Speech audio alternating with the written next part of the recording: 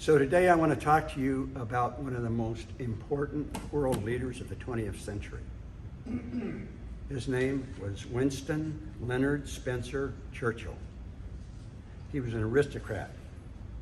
You can tell because he got 4 names. Us common people just have 3. He was born November 30th, 1874. He was married to his wife for 57 years. And he only had 1, which is a big accomplishment. His parentage was mixed. His dad was a British Army officer. His mother was the daughter of a wealthy millionaire from America. He graduated from the Royal Military Academy at Sandhurst. And he entered the Army, and he participated in India, the Anglo-Saxon War, the Second Boer War, and he was also a war correspondent and an author. He was in Parliament for nearly his entire life. His greatest achievement, though, was leading Great Britain during the Second World War. And it was a challenge. And that war is widely considered the most significant war of the 20th century. He endured the German Blitz. Hitler sent his planes over for 56 days to bomb London and other parts of Great Britain. Churchill was not a man to hunker down.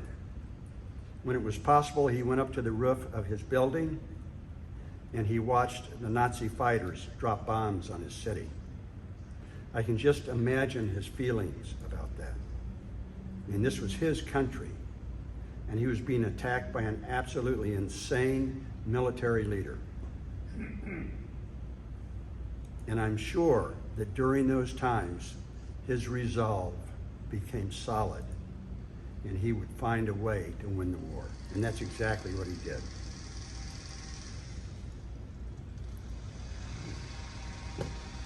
So he reached out to Franklin Delano Roosevelt, President of the United States at that time, and Joseph Stalin, the dictator of Russia. He needed us because we were a powerful country that could build tons of military equipment in a snap.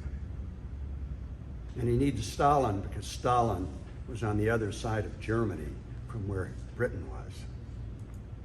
So he could be attacked, Hitler could be attacked from both sides at the same time. This Churchill was very smart. He was a genius to figure that out. It was an uneasy alliance. And Stalin is a dictator. Roosevelt is the leader of a free country. It was difficult for Churchill to cobble those two disparaging interests together and to get them to work together. But somehow he made it happen because his country was at stake. I can remember growing up. I was born near the end of World War II. I can remember growing up among the heroes of that war. And they were indeed heroes. If you came back from that carnage, you were somebody special. And they didn't talk much about what they did, but you can see that they walked proudly because they had defended their country. And that's probably why I joined the Marine Corps, because I was surrounded by those guys. But I was also surrounded by Churchill. I don't know why. I kind of attached to him. He was a significant person, but there were a lot of other significant people too. But for some reason, I learned about him and got to know him through television and books. And he just always impressed me as a courageous man and as a caring man. And you've got to ask yourself, does somebody like him really care about people like us? And I can't answer that question. You know, he was an aristocrat. But I know one thing for sure. if you want to be an aristocrat, you got to have a bunch of common people around. If you don't have that, you have nothing. So I think that we're pretty important to people like that. And I think that having the experience of growing up and watching him perform in his second administration, which was not nearly as significant as his first in World War II, was a good education for me. Churchill served his country. He led them to victory. He would not take no for an answer. And Hitler snuck off to a dark alley and committed suicide, which is a lot more than what he deserved.